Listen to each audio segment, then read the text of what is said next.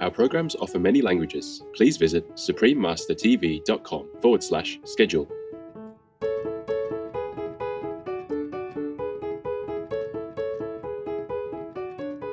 Dik-Dik Antelope-People are some of the smallest members of the Antelope Kingdom, standing only 35 to 45 centimeters in height, with weights ranging from about 4 to 8 kilograms. They are smaller than many dog people companions.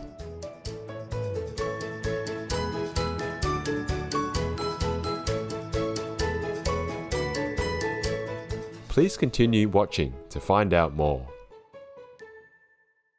Go ahead and make war, because the devil is controlling you and you forgot God Almighty already.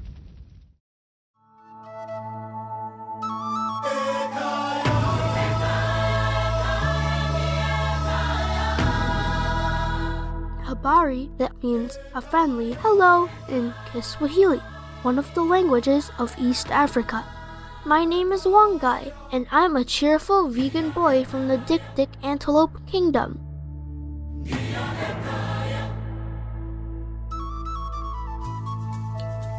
The joyful animal people and humans of Kenya appreciate your compassionate lifestyle and pray that heaven's love always surrounds you.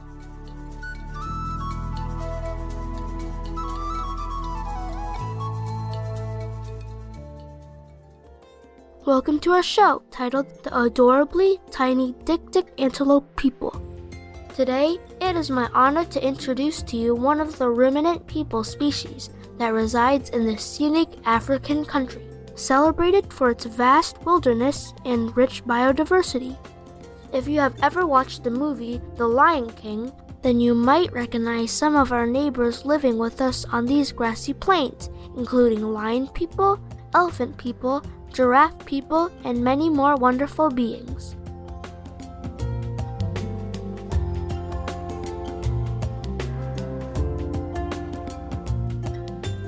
As you can see from my delightful miniature features, Dik-Dik people are some of the daintiest antelope citizens of the African continent. My species is one of 4 varieties in the genus Madoka. I am a lad from the Kirk's Dik-Dik group, which resides in the acacia savannas of Kenya and Tanzania. Then, I have 3 sets of cousins: Gunther's Dik-Dik folk, Salt's Dik-Dik gentle people, and the Silver Dik-Dik clique, who all inhabit the thick bushes of the Horn of Africa, mainly in Somalia and Ethiopia. In terms of appearance, you would be hard-pressed to find a cuter bunch. We Dik-Dik people display coats of different colors based on the surrounding environment. We are proud of our stylish yellow-gray or reddish-brown outfits with accents of grayish-white on our bellies. Dik-Dik gentlemen have short, slanted horns almost concealed by the patch of longer hair we all have on our foreheads. Dik-Dik ladies are slightly larger than the males and without horns, but they are delicate beauties nonetheless.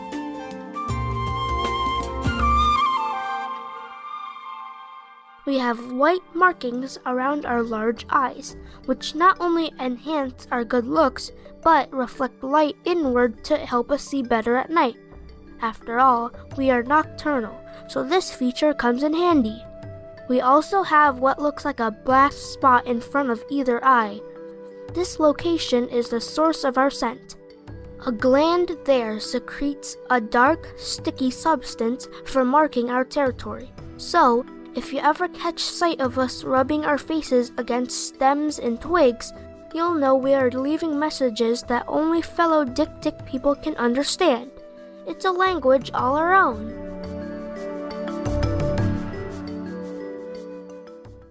Have you heard the expression, "Good things come in small packages"?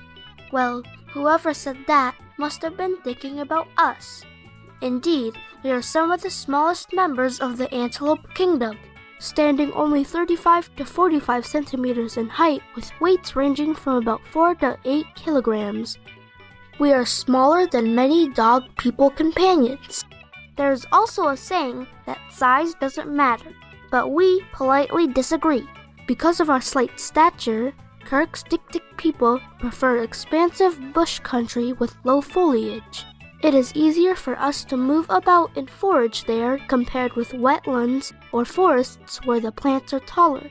For the same reason, we sometimes must migrate to a new area should the vegetation in our territory grow too high after the rainy season.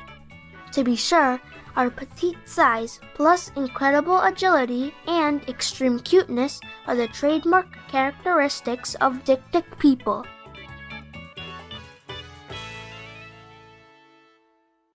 Did you know that we also have a talent for whistling?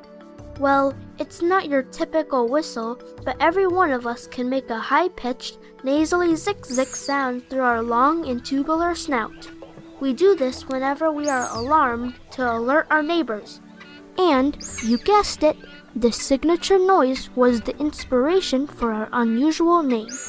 Isn't that interesting? Another ability we possess is our way of regulating body temperature without sweating, which our local human friends admire whenever they say, cooling off like a dik-dik.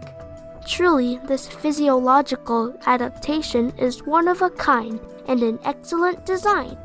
The inner lining of our nasal passage receives an abundance of blood, which loses heat as we breathe through our nose very fast. The cooled liquid gets pumped up to our brain and then to the rest of our body, helping us cope with hot and dry conditions. The conduct of him who practices cessation from all sins is that of a man who does not kill living creatures. It is worthy, pure, thoroughly true, and good. Sutra Kritanga Jainism. Peaceful viewers, let's pause here for a brief intermission while we admire the splendor of the Kenyan sun. We'll be right back, so please stay with us here on Supreme Master Television.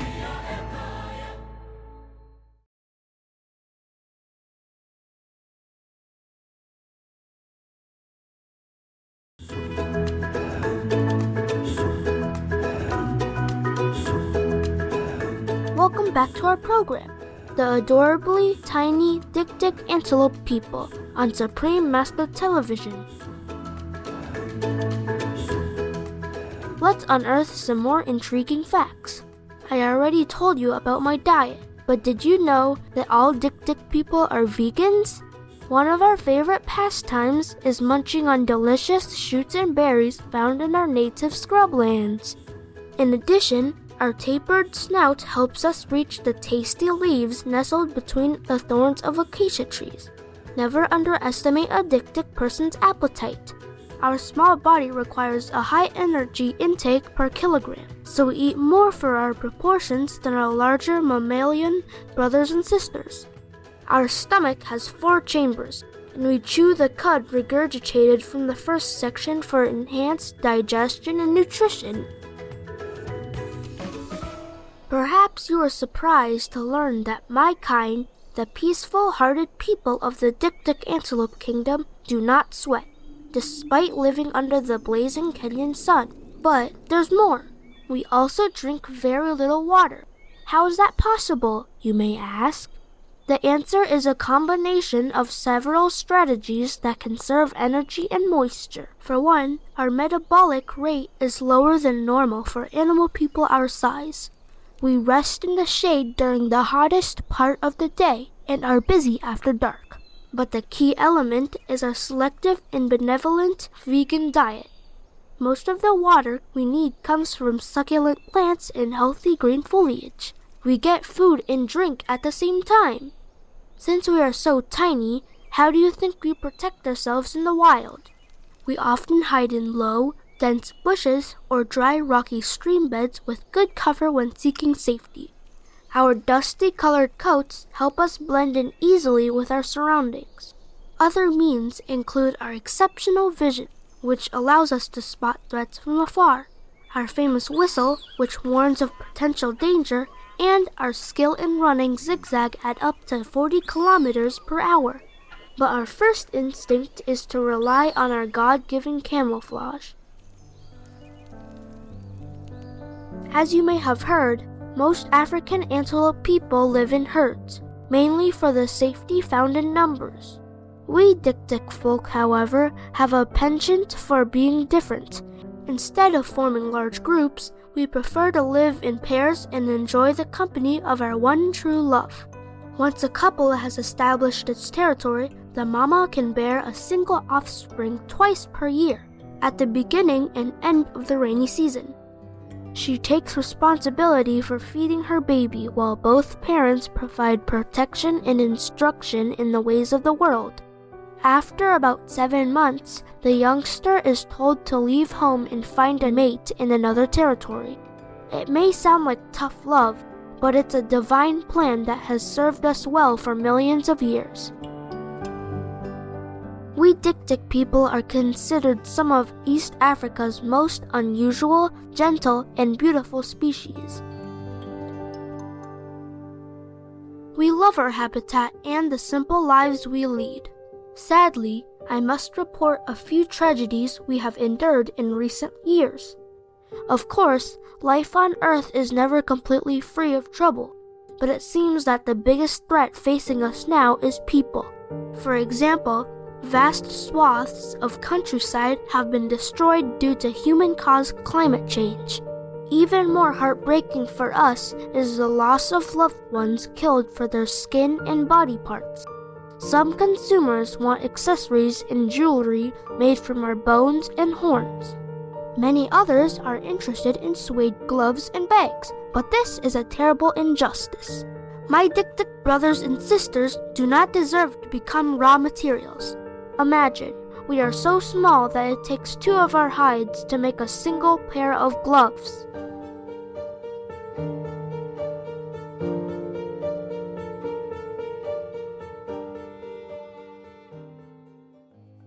Fortunately, the tide is turning and innovators with compassionate hearts are working tirelessly to develop vegan leather alternatives. Not only that, but they are also using sustainable resources like mushrooms, cacti, pineapple leaves, apple peels, and other plant waste. An increasing variety of stylish, durable, and affordable products are now available, unstained by the suffering and death of innocent beings. This trend brings tremendous hope to my fellow Dik-Dik people and the entire animal people kingdom. We can all enjoy the earth if we care for each other. Any action that benefits us will be a boon for the planet and a blessing for your soul. We wish you abundant health and a fulfilling life in God's love.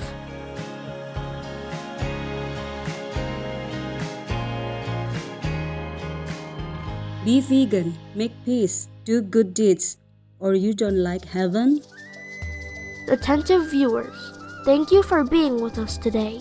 Coming up next is The World Left Ukraine to Fight Alone, Part 1 of 17, on Between Master and Disciples, right after noteworthy news.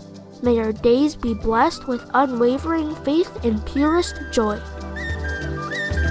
Our programs offer many languages. Please visit suprememastertv.com/schedule and suprememastertv.com/AW. Nos programmes offrent plusieurs langues. Veuillez visiter suprememastertv.com/schedule et suprememastertv.com/AW. Nuestros programas ofrecen varios idiomas. Visiten suprememastertv.com/schedule y suprememastertv.com/AW. Unsere Sendungen bieten viele Sprachen. Gehen Sie auf suprememastertv.com/schedule und suprememastertv.com/AW.